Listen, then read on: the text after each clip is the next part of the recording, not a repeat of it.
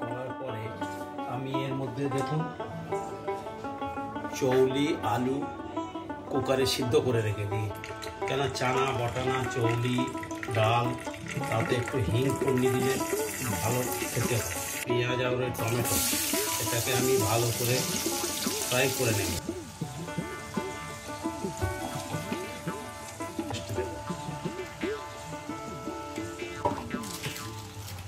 ছোলে মশলা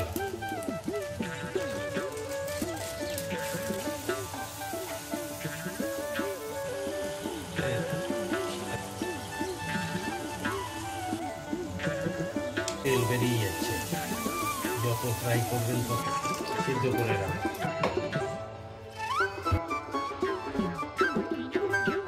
2 মিনিটের জন্য ঢেকে দেবেন। ফুটে উঠেছে।